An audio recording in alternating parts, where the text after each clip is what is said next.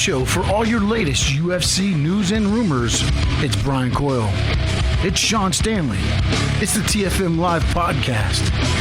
And it's now. What's going on, everybody, and welcome to the latest edition of TFM Live. I am Brian Coyle. I am joined alongside Sean Stanley. And Sean, we made predictions last week for UFC 194, and I predicted some things, and you predicted some things, but we were wrong. And I think everyone was wrong, except for one guy who sort of predicts these things. And that man is Conor McGregor, who shocked the world by defeating Jose Aldo by knockout in 13 seconds on Saturday night. I still don't believe that happened. Give me your initial thoughts on this whole thing, because what? Like, how did this happen? I mean, when I watched it, I've watched it many times because I DVR'd it. Yes. And I keep playing it back, and it still hasn't registered. One, the way, Aldo kind of, I think McGregor got in his head, man. I think he got in his head. He went out there to go for a knockout, and he ate a punch, and he still landed a punch, by the way, as he was unconscious somehow. And there ain't a lot to say about this fight as far as what happened in the octagon. Because you literally just described what happened in the fight. Like, literally, that was it. Mm-hmm. They charged. Aldo threw a punch. Yeah. Connected. Pretty good, I might add. McGregor can take a punch very well. McGregor throws the left hook, hits the chin, Aldo's out on his feet, drops, hammer fist. It's over.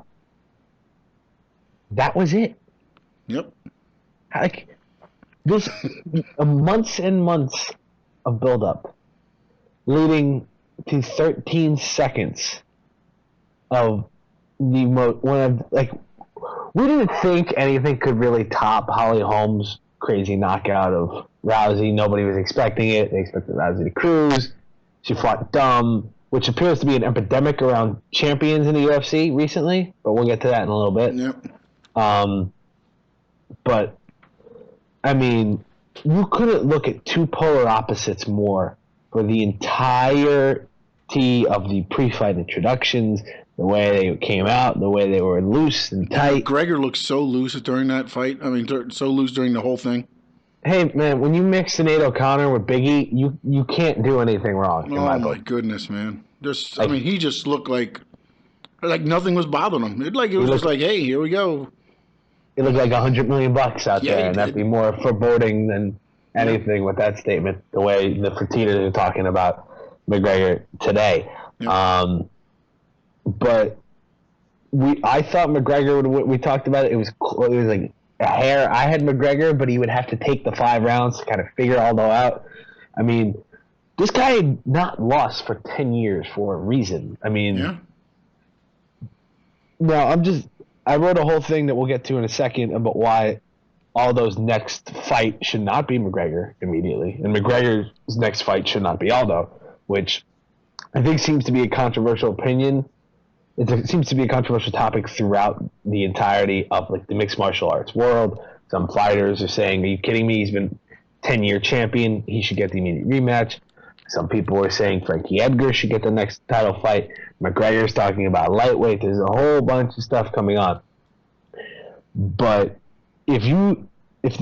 I talked to plenty of people this was the first fight they were watching, like, oh, this guy is pretty cool. Like, he has all these commercials. I love the commercials. I want to kind of see the fight. There are 4 fights before it. I'm going to go to a bar with my friends, blah, blah, blah. And they came back after the weekend, and they said, what the hell was that? I thought this guy was supposed to be good. So Jose Aldo, to us, is this tremendous legend of a fighter. But to the entire casual viewing world and to people watching mixed martial arts for the first time, the dude goes down like a punk in 13 seconds. It's a psychologically damaging loss in every respect, no? No, most definitely, especially when you look at it, the casual, as we call it, MMA fans. Some of them people, that's the first thing that they know about this guy. That's their only impression of him. Yeah, that, and then he got hurt the last fight because during the build-up, they said he was injured before the last fight and things like that. So that's all they know about him. They don't know that he was undefeated for 10 years. No. All they see is him come out there, and I know during his, the introduction, he's usually looking down or doing his thing, but he just looked off in this fight. I mean, body language, physique-wise, he just didn't look like himself. And I mean, people have mentioned the physique thing. Yeah. Brendan Schaub and Joe Rogan, of course, Yep. on that podcast, I mean, making insinuations about PED use. Mm-hmm. And there were stats regarding that camp is like 1-7 since July. Like, it's a whole bunch of like crazy stuff revolving around that Brazilian camp right now. Which, I mean, they're not having a good thing. But believe it or not, you know what Aldo looked like out there for his entrances and his introduction? He looked like Betch Correia. Yeah. And I don't say that lightly, but he really did. And that's he looked tight. He looked nervous. I get not looking up. I was waiting for him to finally look up and lock eyes with McGregor, like as his name was being called. Like, that badass moment kind of looks and the lights come up and he's ready to go. He didn't look at him once. No, I don't even think he looked at him when he brought him to the center of the ring. No, he didn't. He stayed down. He kept his eyes down when Big John McCarthy was doing the introductions and all that. And he came out. He didn't. This whole time, Aldo's been a very divisive figure throughout this. Like when that first moment on that press tour, when he flipped him off on stage in front of everybody in Rio, like that was the impression. Like, all right, this guy's gonna come back at Conor. He's not gonna let him get in his head. He's different than everybody else. But it turns out he couldn't handle the pressure. There's no other way to orchestrate it. But as loose as he looked in the weigh-in by doing what he did to McGregor, I thought it was going to be different, man. I was like, okay, wait a minute. Now he's messing with him. He's messing with him a little bit, And I was like, okay. And he got to Conor a little bit. Conor let it kind of show. He wanted to throw a kick up there, at him and things like that. Conor was shocked for the first time in his life. I think it really shocked him that somebody tried to punk him. And then to go out there and what changed in that 24-hour period? It just looked like two different. He was loose in weigh-ins. He was there, and I think the pressure just got to him. Where he's like, okay, now this is it. This ain't the weigh-ins. This ain't where nothing's going to happen. I got to go out there and do this, and I just tightened up. It's amazing what 24 hours can do when you look at everyone. The smart money, so to speak, came out on Aldo in the last 24 hours because McGregor looked like a skeleton at the weigh-ins. And everyone's talking about, oh my God, Conor looks so skinny. How did he make the weight cut? How is he going to be able to get back? He's got no IVs. And then you just see Conor come into the octagon. He's bouncing to Biggie, out of nowhere. He's jumping around, looking good, looking loose, stretching out, doing all that movement BS that everyone talked about, which isn't BS anymore. No, man. When you can back it up, it's not BS, man. No, and everyone was making fun of the whole fact that whole Embedded series is basically him messing around. Portal is teaching him movement, and I talked to a friend of mine who's way into the Taekwondo and that Portal movement, and it is a growing thing, but this is kind of the first time we've seen it in fighting as a training method. And listening to John Kavanaugh on the MMA Hour with Ariel Helwani, he was basically saying, yeah, we did that the last week a lot because you don't want to beat your guys up the week before the fight. Makes so it's sense. a way to loosen people up. You keep them loose. You keep them enjoying themselves. There's that vine of McGregor on the bike singing a Dr. Dre song, which, if you haven't seen it, please watch it on Twitter because it's one of the hilarious things I've ever seen. But he was just a guy, he was really soaking in the moment, and he talked about it after the fight. He talked about how I was at weigh-ins, and the last time when I fought Chad, it was like all a blur, and I got off, and I kind of missed it. But I enjoyed myself. I enjoyed my time. And he was so loose and ready to go. And then you look at Aldo, and it's weird because on the surface, he's the champion. He hasn't lost in 10 years. He should have more pressure on him. McGregor was the guy with all the pressure on him. If Aldo had lost, just in general. Yeah, but I think it was the pressure was put on McGregor because of his talk. Yeah. As far as that goes. But I think Aldo was battling something inside himself. I don't know. It just seemed like he was like McGregor, when he was getting into his head or whatever, Aldo started doubting himself, I think, and he had to prove that to himself. And I'm not sure why you charge in like he just threw his whole game plan out, almost like what we talked about. What the Rousey fight a month ago, you know. And you want to talk about game plans?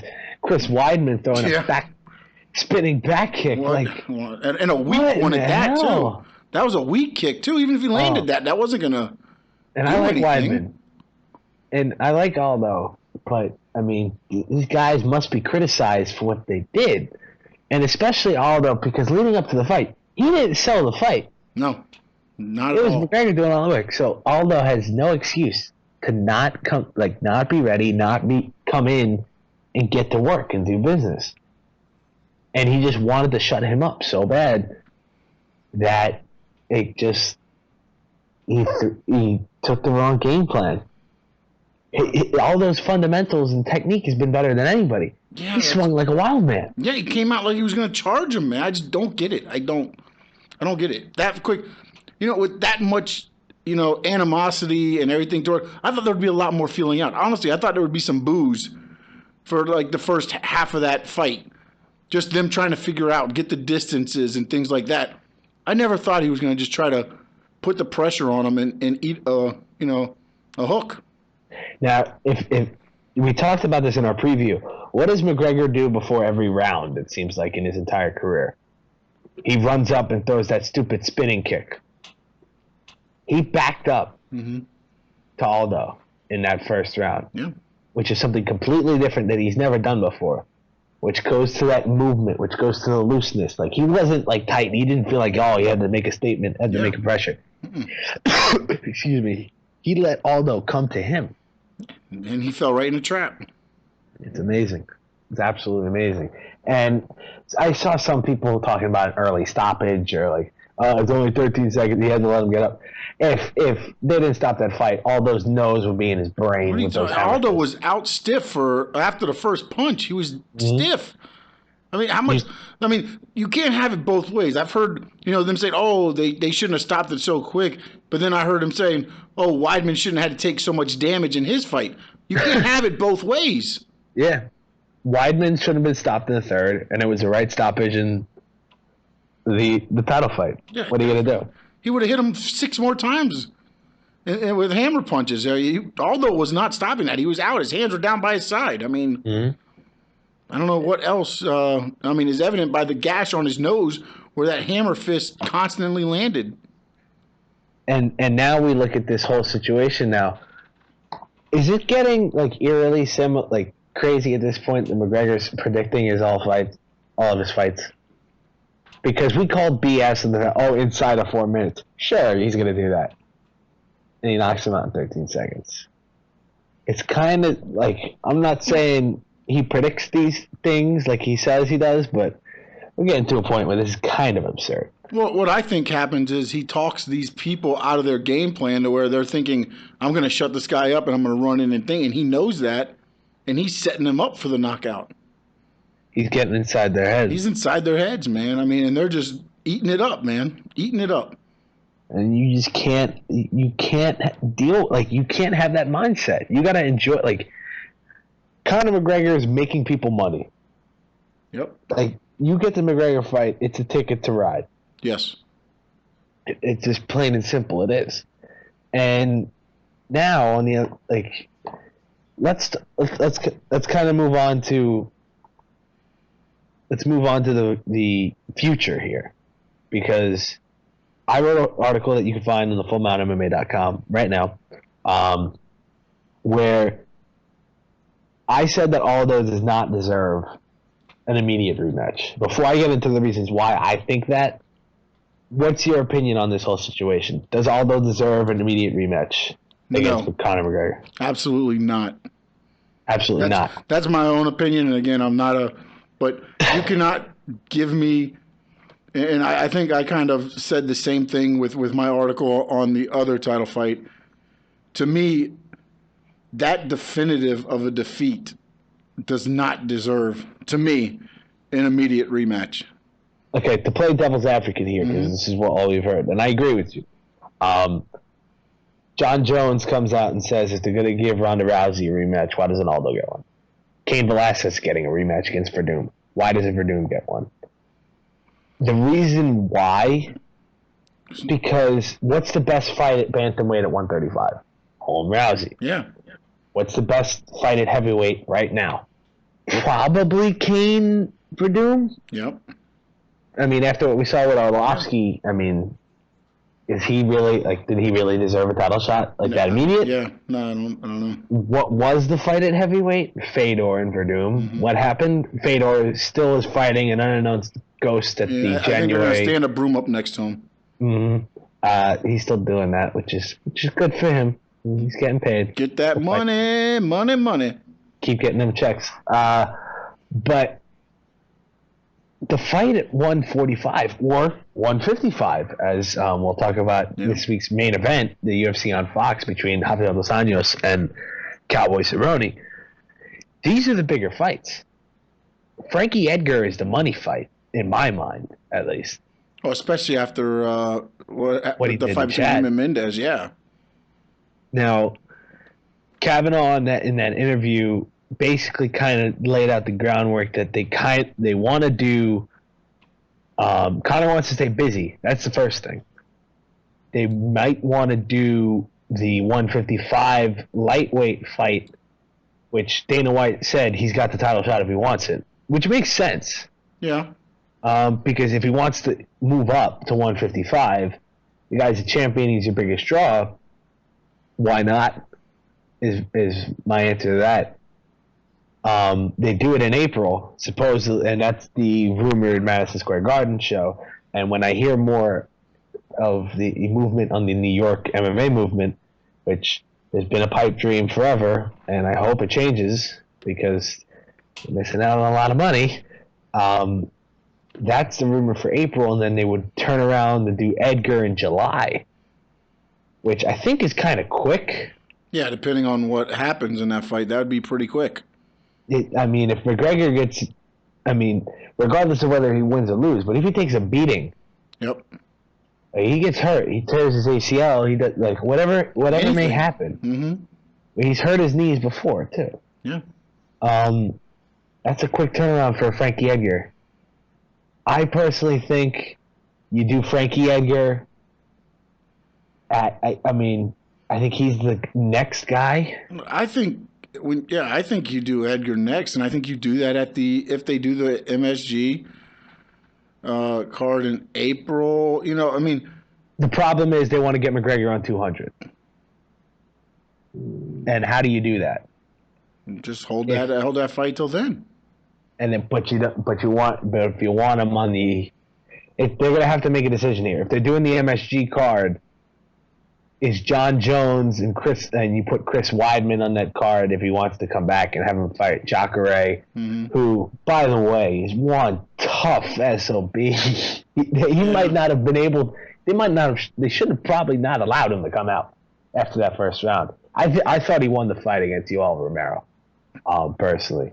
And you put Weidman, you put a couple other.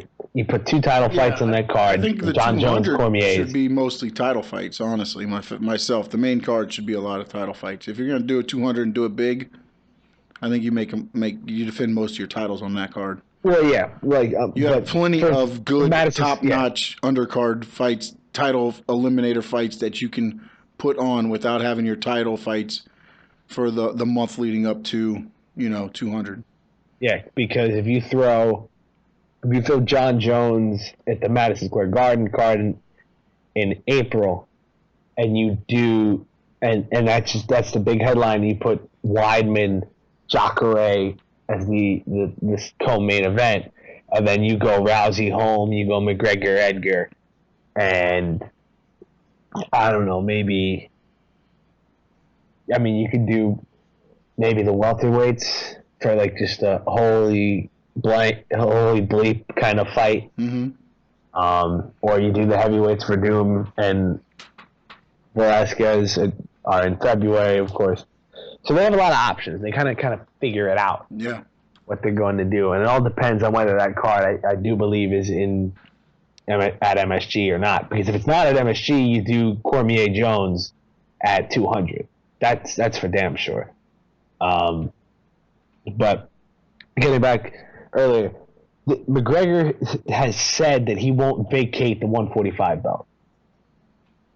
And do you think that's a realistic possibility? Like, if he does want to fight at 155, can he jump between divisions and fight often enough at this point? Because it's really hard to do. It's going to be hard to drop back down to 145 if you're building up for 155. Because if you're going for 155, you got to come in. To me, I would think you have to come in heavier toward the 155, not toward the thing. So then now when you got to cut weight to do your 145, I mean your body.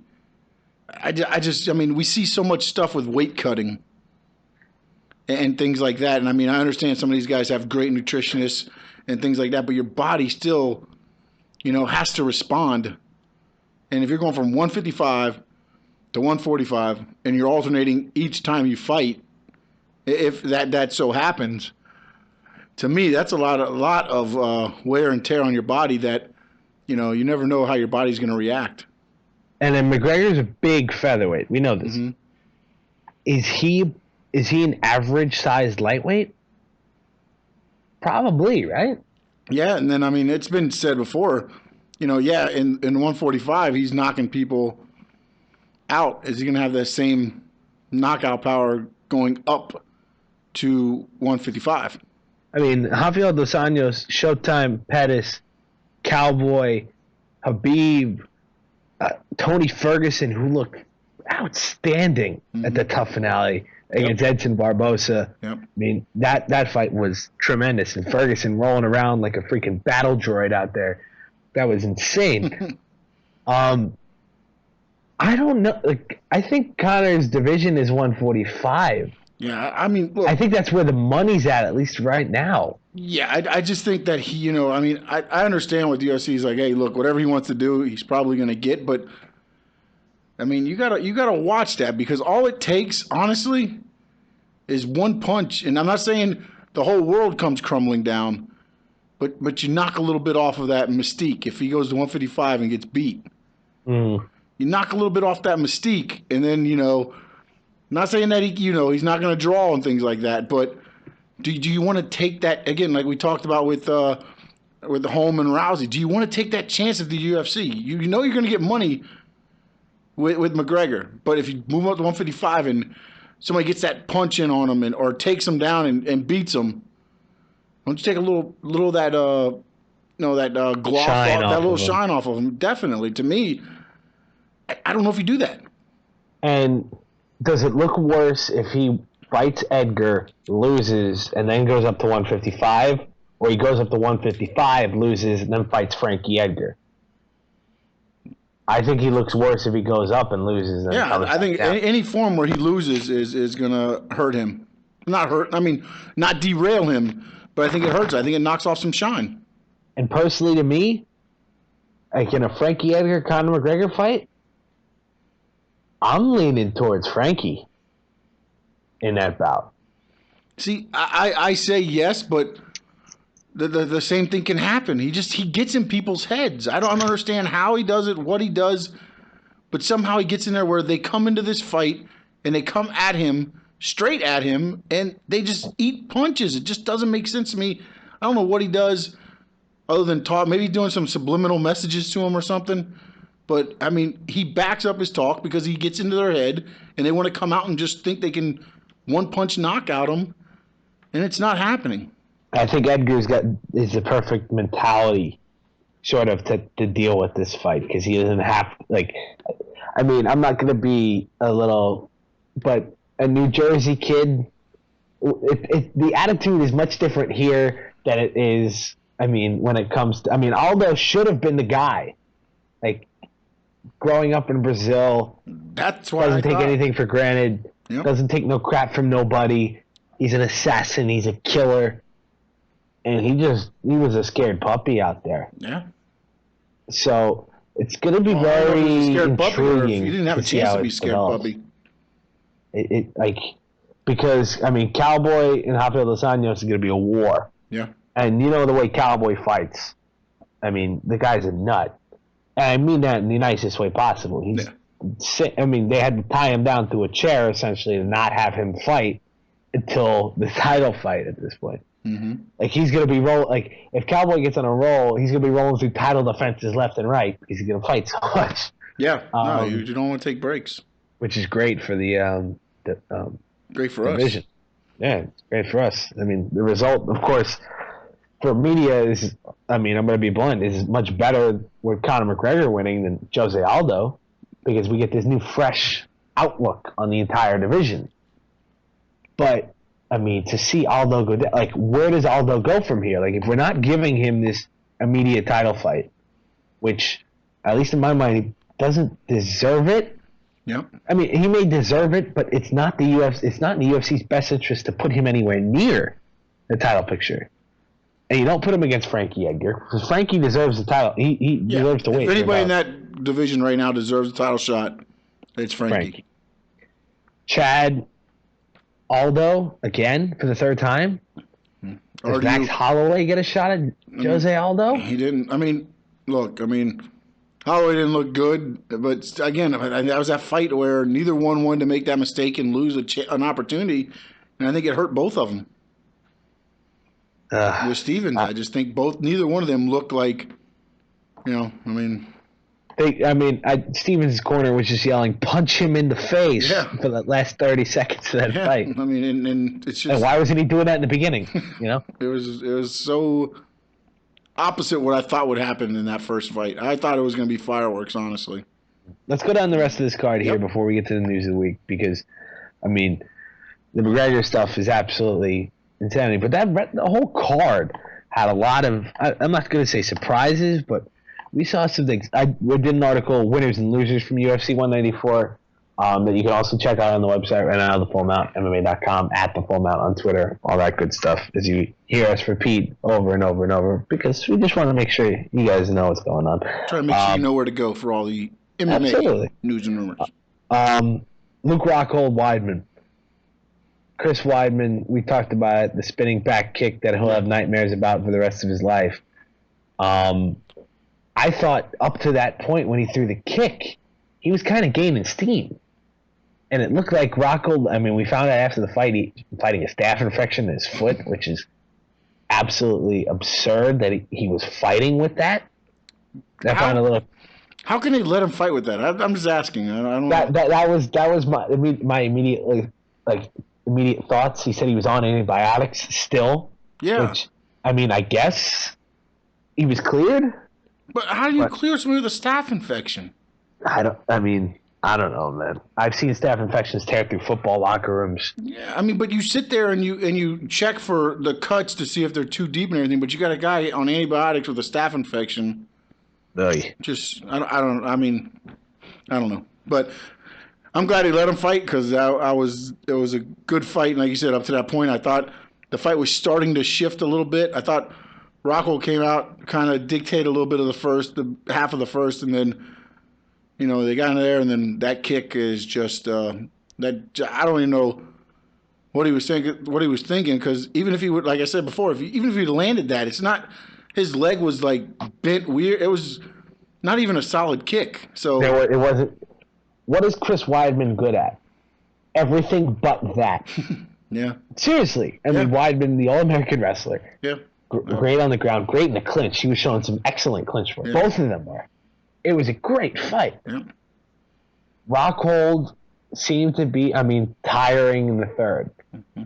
But, those dangerous kicks, the way he moved, he fought great. Yeah. And a lot of people don't like Rockhold because he's in your face about it a little bit. He's not like McGregor. He's not as charismatic, I say, about his trash talking, but he's kind of blunt. Like, listen, I'm going to beat you. Like, I want to win this fight. Like, that's the way. And then Rockhold finally gets some strike force vengeance here a little bit too. After now he can claim both belts at this point. But the question is, did Weidman lose that fight or Rockhold win it? And I think it's a little bit of both. Yeah, I think Weidman made the mistake and Rockhold capitalized on it and seized the opportunity. I couldn't agree with you more. And Rockhold came out today, after the fight, as well. And he wants to retire Vitor Belfort at UFC 200. I kind of discussed that on one of the articles I wrote the other day, too, about what's next for Luke Rockhold, which you can check out at fullmountmma.com. What did you think about that? Explain to our listeners. Well, I mean, what you wrote. Yeah, I mean, my whole thing was, right now Belfort's fourth, was fourth in the rankings. And I understand you want to make your matches and you want to right your wrongs, which is what Rockhold said. He wanted to right his wrong and go after Belfort. But, I mean, I don't see how you can kind of, say the Sousa-Romero fight was kind of a title eliminator fight, and now you're going to have your champion come out and dictate who's going to be the next contenders. To me, there's two options. It's either a Weidman rematch, which I also don't think should happen because of the definitive defeat that happened, or Romero would be the next viable opponent. I just don't think. Why do you Belfort? I don't understand why. I mean, I understand why Rockhold wants, but what in UFC's interest is that fight? I don't see where that, like a rematch, an intermediate rematch makes sense. Yeah, no, I agree totally. I said it, in the article, as I said about Aldo. I think if it was a closer defeat, I could see, a decision loss, and it was a great fight, but that definitive of a loss with the TKO and him just nailing Weidman elbows and just ground and pound and everything else there, I don't see how a rematch could be. But to me, that's the only viable solution if Romero is not the next opponent for the belt. I just don't see how you can. To me, Belfort, Rockhold, I understand Belfort's the only one that beat him, and he put on Instagram the kick that won on the fight and things like that. But if you're UFC, I don't see how that match makes you money unless you put it either in Rockhold's home city or you put it over in Brazil. The way I see this, it makes too much sense to put Jacare and Weidman together for the next fight. Yeah. Because I think Weidman needs a fight or two to kind of gain his mojo back. Exactly. Mm-hmm. I don't think you put him back against Rockhold immediately. He looked so dejected after that fight, man. He needs he said it in the build-up. In all those previews, he's like, I can't see myself. I don't want to see myself. You know what's so funny is both of them are so confident in their abilities. Incredibly confident. Yeah. Which is a great way to go about it. No, it is. But the problem is, once you lose a little bit of that confidence, sometimes you lose a lot of that confidence. Mm-hmm. Especially with the way he was handled. Yes, he made the mistake, but he got manhandled from that point on. And and that's something that, I don't know how many people have seen the Aldo thing at the end, when he goes back into the locker room and just unconsolable and things like that, man. Again, Weidman was 13-0 going into this fight. He was undefeated. Yeah. And now he lost that. He lost his title and in convincing fashion, too. It's not like, so I made one bad mistake here. He made a good move here.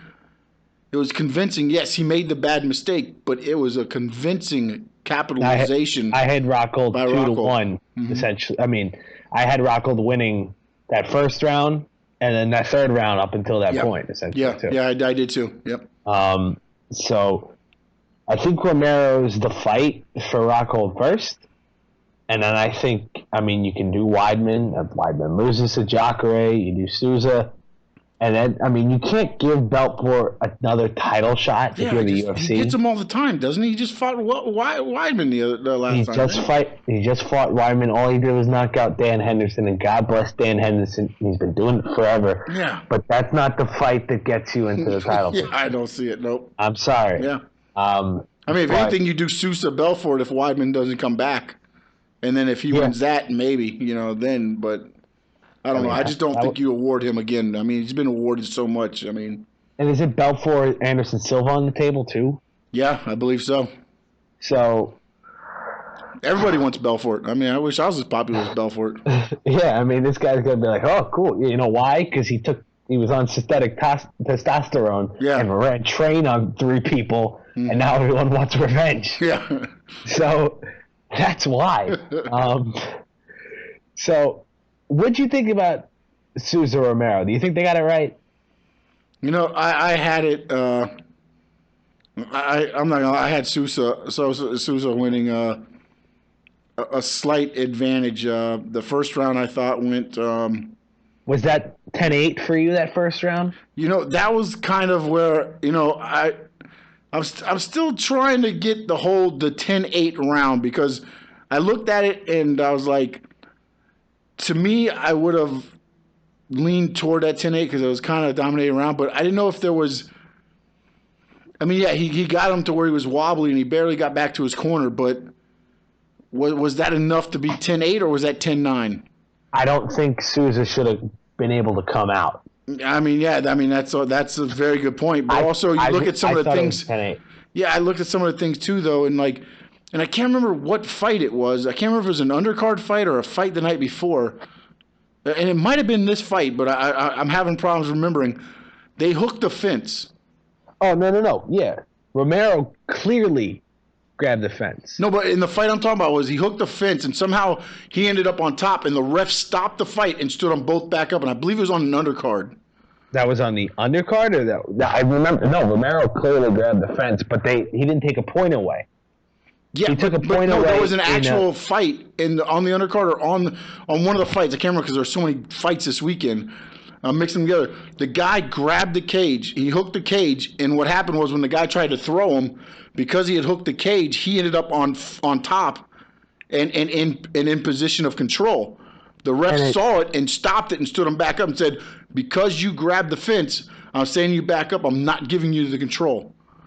And I'm pretty sure that was Romero Sousa, but there was another fight that they had a point taken away because of them doing it. Yeah, I may be mixing them. I can't remember which was, and I thought that was a great thing that, because he ended up on top, they stood him back up. But again, you could have taken points away from Romero at that point too. Yeah, I don't know. I mean, I honestly thought it might have been again, if I did the 10-8, I was thinking draw.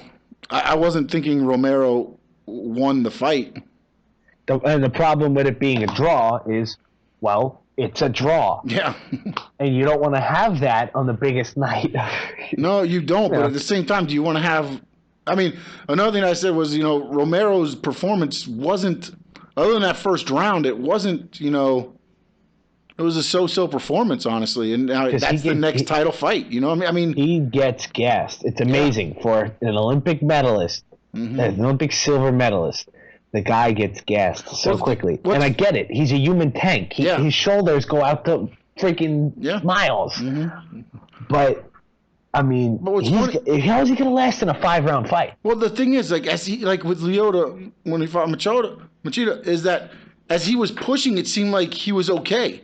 The problem is when he's having to defend or things like that, it seems like he gets gassed so much quicker. When he's in control and when he was pushing on Machida, he wasn't that gassed at the other fight. This fight, once Sousa got him and started, forcing him to defend and things like that, he just gassed out quick. And it's a weird thing because if he's on offense, it seems like he can go and go and go. But then when you flip it around, he's got to defend and look at how that goes. He just blows up. It's like watching the Houston Rockets play basketball. They got no defense. But seriously, Romero, like we mentioned, he's got so much potential, and I mean Jacare, immense toughness, and I mean there's nothing cooler than watching the alligator walk into the ring, walk into the octagon. I'm sitting there watching with a couple of buddies, and really not the UFC guys. I'm sitting with my dad, who was an old boxing fan, but never really. And he's looking at him. He's like, why do they call him the alligator? And I'm like, well, you'll see in about 2 seconds. And then Susan just gets down, and the whole crowd kind of hushes, and it's like, the one terrific thing, regardless of whether you love the ending of the main event, whether you love all of the fight card in totality, the UFC does a tremendous job of making it a big freaking deal. Yes. Making these guys these stars that they want to be. I mean, talking to, like we said, to people who never have seen these fights. Like, I just thought it was some barbaric dudes fighting in a cage. But it was like, it was like pageantry and like, it was really cool. It's kind of like they're promoting stuff. And I'm like, well, yeah. This is what the UFC can do. They find that perfect balance between the professional wrestling theatrics and the boxing sport mixed martial arts hybrid, and you put it together and you have this sport with immense potential. Yeah. It's absolutely incredible, and they did it right. I mean, I think UFC 189 still holds the best complete fight card, like that night of fights. Absolutely insane. Yes. Production. When you look at Susan Romero was still a good fight, even though it like kind of died at the end because both guys were pretty gassed. I mean, the middleweight title fight was exceptional in my mind. Watching Weidman and Rocco go at it. McGregor had the shock factor. My goodness, Damian Maia, the dude's 38 years old. Wow. And it was watching something beautiful. Mm-hmm. And we talked about it is going to be a grappling. Like Gunnar Nelson's a black belt in Brazilian Jiu-Jitsu. But you would have had no freaking clue that he had ever learned any part of that after he was completely schooled by Maia. Oh, Maia just made him look like it would be me in there with him. Honestly, I mean, like, wasn't it like 100+ strikes to like 12? Yeah, at one point it was something like 4. Going into the last round, I think he only had 4 strikes. Goodness, it was absolutely insane. I mean, Maia, he said, I want a title fight. I mean, the guy's got a point up to a point because he's 38 years old. Not much left, we think, in Maia's tank. Because the guy doesn't want to be out here until he's 42 trying to fight. I mean, I love the thing. When you go to the UFC website, his quote is, my favorite technique is to submit my opponent without him hurting me or me hurting him. So this is the kind of fighter that Maia is. Yeah. And when he's beat Alexander Yakovlev, he's beaten Ryan LaFleur, he's beaten Neil Magny, and he's beaten Gunnar Nelson. You got to give him somebody better. I mean, if Carlos Condit loses, you give him Carlos Condit. You give him Rory McDonald. You give him Johnny Hendricks. I mean, Woodley's, I think, next in line for a title shot. But Maia's got to start fighting some better guys soon. Because he's going to run out of time. Yeah, I mean, you can't just keep feeding him. You know, you got to force him up, or he's got to force them to give. Maybe that's why he's like, I want a title shot. Mm-hmm. Maybe everyone was trying to force title shots, by the way. Oh yeah, no, yeah. I mean, I think he's trying to force the hand because he also knows that, as we say here, Father Time is undefeated. Mm-hmm. I mean, Max Holloway's asking for McGregor in Hawaii. Yeah. Like, he's been doing that the last 3 fights, though, hasn't he? Calm yourself, all right? And Maia's asking for a title shot, and I mean, let's ease up here. Know where you are. Well, Aldo wanted a title shot too. Oh, I mean, that wasn't a fight. Well, no, they said it was a miscommunication between the translators. Yes, it was a miscommunication between the translators. BloodyElbow.com did a great job at one of SB Nation's sister sites, I guess. They got 3 different ones. But we condensed everything into the FullMountainMMA.com. That's right. So we keep it nice. No and need easy, to go elsewhere. simple. Not 1,000 different places you have to go to for me. But they did a great job. They transcribed. Somebody actually sat down and transcribed it, not in the heat of the moment. And apparently Aldo didn't say that was not a fight. Because Rogan took that as no, it was a fight. It happened, and you lost. Yeah, no, yeah. Which I found very interesting that Rogan kind of called him out. Well, but the cool thing is, though, once Rogan found out about it, he did issue an apology. Yeah, on Twitter. But I think he did it right, though, in that situation, because if Aldo's going to say, that wasn't a fight, no, it was a fight. Not a fight the way you wanted it to go, but it was a fight. Yeah, absolutely. And, just to hit on a couple things, we saw Rose Namajunas absolutely annihilate Paige Van Zandt. Wow, made her look, I guess, made her look the way she really is. You found out who she was. I think Paige Van Zandt was pretty tough, though. I think you got to give her some credit. Yes. Tough and resilient, but just outclassed. Yeah, so now she has to. It could have been the best thing for her to lose to somebody that good. But now Rose gets the hype train on her. Yep. Which, I mean, maybe for real. Northcutt. I was going to say, your boy shut Pfister up. He didn't do it the way I wanted him to do it. But he did it convincingly. Pfister was smart. Yeah. of all the people that fought last week, Cody Pfister had a good game plan. Who would have thought that one? But Northcutt had to deal with a little bit of. I think it was a small octagon. He said that gave him a little bit of trouble because he wasn't used to it. I didn't know that there was different size octagons. Well, the Cosmopolitan setup was smaller. Oh, okay. That's why Edgar Mendez kind of turned into a slugfest so quickly because the distance was shortened and you had to deal with that. Interesting. I didn't know they could shorten them up. That's pretty cool. Tony Ferguson and Edson Barbosa was my favorite fight of the weekend. Period. Like I said, Tony Ferguson is rolling around there like some sort of freaking robot, and Edson Barbosa is just throwing kick after kick after kick after kick. You know who my favorite fight was, and it's going to be weird. What? But I liked the tough finale. Ryan Hall jumping around. I thought it was like a spider monkey. Dude, he was everywhere, man. I was like, look at what is this guy doing? I thought though, and I agree with Dana White when he said, you can't let him sit up there for 2 minutes. No, not at all. Not in that situation, especially in that situation. You got to be like. Was Herb Dean refereeing that one? Yes, he was.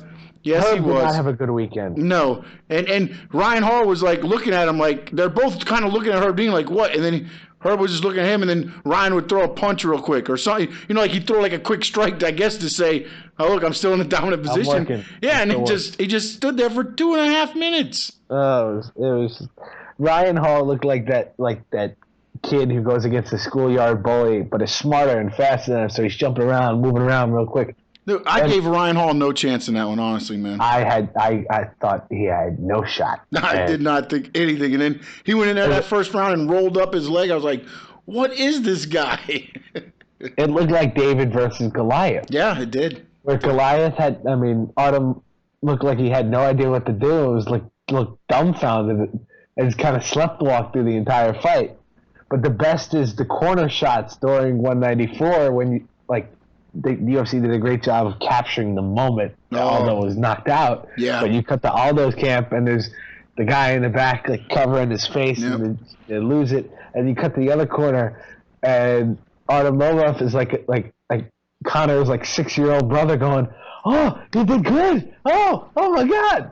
And they just jump into the cage. Also, you saw who the first person whose head popped up over Aldo's corner, right? Who? Demetrius Johnson.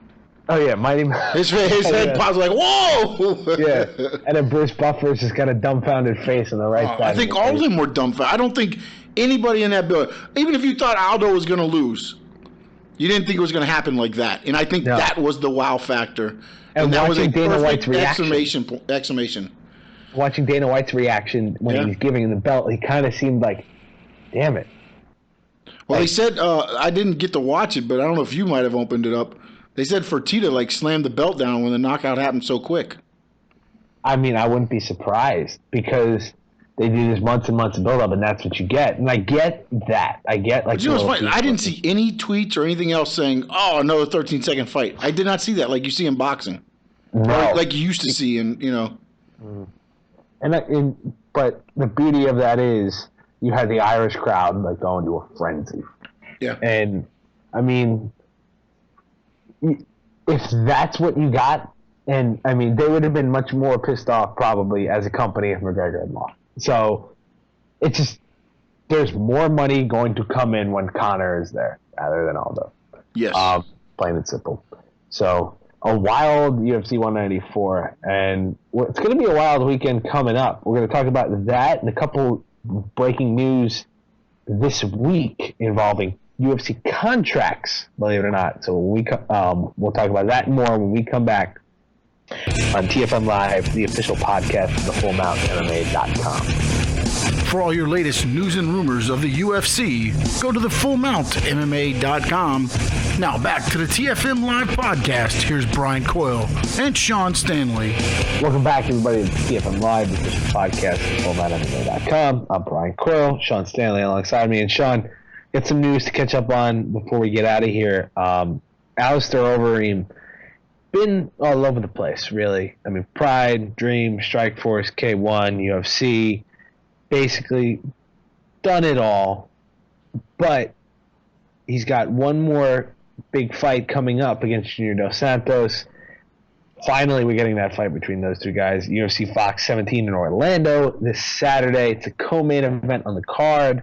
But as reported on UFC Tonight by Ariel Helwani, who always does a great job of breaking news, seemingly all of it, honestly, he gets Dos Santos, and that's the last fight on his contract for the UFC. And I mean, we have a similar position with Aljamain Sterling, who was very impressive on Thursday night's Fight Pass card. But Overeem's an interesting one because he's such a big name. Him, Sterling, Ben Henderson also are currently in the negotiating period. This fight against Junior Dos Santos could be a huge deal for him jumping up because, as we know in that heavyweight division, anything can happen. And yep, and usually does. I would not be surprised if he ended up winning, honestly, on Saturday night. What do you think of that heavyweight bout? Let's talk about it a little bit. JDS and Overeem. I mean, I think it's going to be, if Overeem has it his way, he's going to be in there to bully him around, and it's going to be a slug. To me, I think he's going to try to make it a slugfest and everything. And one thing that's interesting to me, and you were talking about the contracts, is a lot of these guys. I think Benson Henderson kind of started it with the free agency with Fedor. Yeah. I mean, if these other companies are going to give so much money for fight, I mean, I think this Reebok deal is going to kind of hurt UFC on some of this. I mean, UFC is where the fight is and where the money's going to be if you're on the right cards. Absolutely. But at the same time, if these guys can go and do these other fighting for the same amount of money for a fight, I mean, I think they're gonna jump on that. I mean, Overeem's a former Strikeforce champion. Worked with Scott Coker over at Bellator, and Bellator is currently putting on the Gracie Shamrock King, and then Dada 5000 and Kimbo Slice. So the answer here is simple. Overeem gets Dos Santos in a fight that should have happened in 2012 when Dos Santos had the title. Random drug test failure by Overeem canceled the fight. JDS knocks out Frank Mir. But this is a tremendous opportunity for Overeem to make a little bit more money from UFC. UFC is where it's at. And I'm not slamming Bellator because they've got a couple good fighters. Yes. But he's never been UFC heavyweight champion. And if he goes out and wins, this is the opportunity to do so. You can maximize your negotiation potential and maximize a shot at the title, especially if Verdum wins. Yeah, how do you think they're going to do these contracts now, though, with the Reebok deal? I mean, because you're only going to make so much for these Reebok deals. You already know what you're going to make by the way it's set up per your fight or where you on the card or things like that. So, like McGregor got $500,000 for the fight he just fought in. Yep. Fabricio Verdum just signed an 8-fight, 7-figure contract with the UFC. So all of the money does not come from the Reebok deal. But that's what I'm saying, though. They're going to want more money in their contract deals now because they're not getting as much of that sponsor money as they were. Well, I think it was a major gamble and loss and bad idea to work with Reebok on this whole deal. And the UFC had to anticipate this. if they're getting less sponsor money, they're going to want more money for their fights. Mm-hmm. And with all the money that's coming in, especially from 194 and all these cards, you're doing a card almost every week, they're operating at a much higher cost. And they're going to have to realize this. They just broke ground in that new facility in Las Vegas. So I think Dana White and the Fertittas have to realize, like, this is the cost of doing business. But do you think that's going to cut down on the cost of, or how many cards are happening? I just think they have to realize. I mean, you don't want to lose Sterling. You don't want to lose Overeem, especially if Overeem wins. You don't want to lose Benson Henderson because these guys are, I mean, in Overeem and Henderson's cases, major selling names that you can put on these smaller cards and still have major nights. Hell, Dan Henderson and Tim Boetsch headlined a card in New Orleans. That was great. And it's a way to showcase these younger fighters and get them reps before you cultivate stars. Yeah, I mean, so, I agree with that, though. But if you're paying these fighters more money, you can't put on smaller cards. You're going to have UFC 190. I'm not saying UFC 194 type gates all the time. But if you're paying these guys 7-figure contracts and things like that, you're not going to be able to do these UFC fight passes unless you're getting good sponsorship money or things like that, because those fights, I mean, while the gate might be good, you can't be spending more operating money than you are gaining from your sales. Well, if we start to see fighters jump to Bellator or to do these other things, we'll know why. Yeah. That's plain and simple. We've seen Phil Davis jump, who's still probably in the prime of his career. He's the guy that really surprised me. I mean, Gilbert Melendez, so be it with him. I mean, he failed the drug test. He's on ESPN, so, like a lot. Him and Chael Sonnen, which, I mean, they couldn't get anybody better. Really? That's ESPN's coverage of these fights. Well, you got to have the loudmouths and stuff, right? I mean, gone are the days of Anik and Florian on ESPN. Now they're on Fox, which is great. I mean, Anik, I think Anik personally should be doing the main cards from a play-by-play aspect. That's just me. And Brian Stan will fill in perfectly if Joe Rogan decides to leave the UFC, which he talked about. Which, I mean, I like Rogan as an analyst too. So I think 3 out of the 4 of their group, pretty good. But these kinds of fighters can go over to Bellator for that money, but Bellator is not going to make enough money, it seems like, in my eyes, to ever be looked at as credible. It's a sideshow, their main events. Yeah, no, I agree 100%, but as long as you're getting that check and it's cashed and it's, not bouncing, where are you going to be more worried about? You or wrestling, fighting for a UFC if you're making more money with Bellator? We'll see. I mean, Overeem's got to win first. That really helps your negotiating value. Yeah. And that one will be interesting because Dos Santos seems like the forgotten guy here. I mean, he's been injured, but 17-3. 76% of his fights have been won by knockout. So, I mean, that heavyweight, I don't think this is one of the situations where we're going to have to worry about, like, two guys not fighting it out really hard. The problem is Overeem's fought Stefan Struve and Roy Nelson in his last 2 fights, and he lost to Ben Rothwell in September of last year.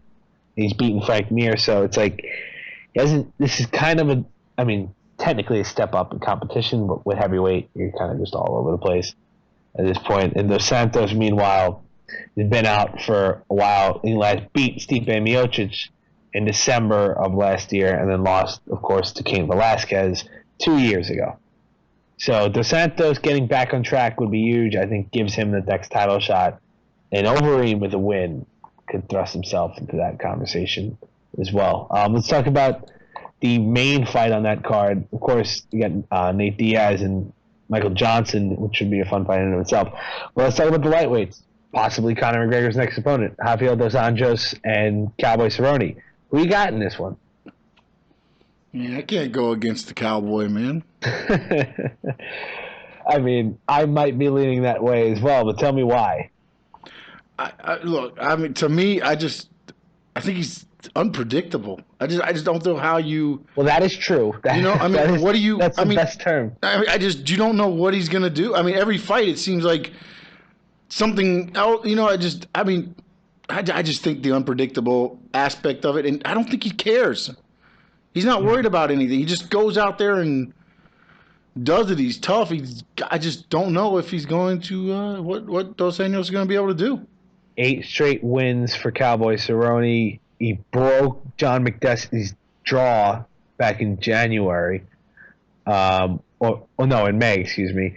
He beat Benson Henderson in January in a close fight. Lopsided decisions over Miles Jury and Eddie Alvarez. It's a rematch, of course, of one of Cowboy's losses. I mean, he's got a 4-inch height advantage, a 2-inch reach advantage, which ain't a whole lot, but I just think the whole thing that you don't know what he's gonna do, and I don't think he cares what he does. He just wants to go out there and hurt and win. I'm not going to say this is kind of similar of the last main event that we just talked about. We spent 40 minutes talking about. Yeah. But Dos Anjos is so technical. He's so strong. He's highly effective in everything he does. His skill set's all around great, world class. Cerrone's a fighter. That's the way you describe him. He loves staying long. He loves kicking. He loves throwing. He loves striking. His kicks are devastating. Of course, those high kicks you got to be wary about. And he builds and builds and builds with that volume that he's going on. Dos Anjos is the favorite right now.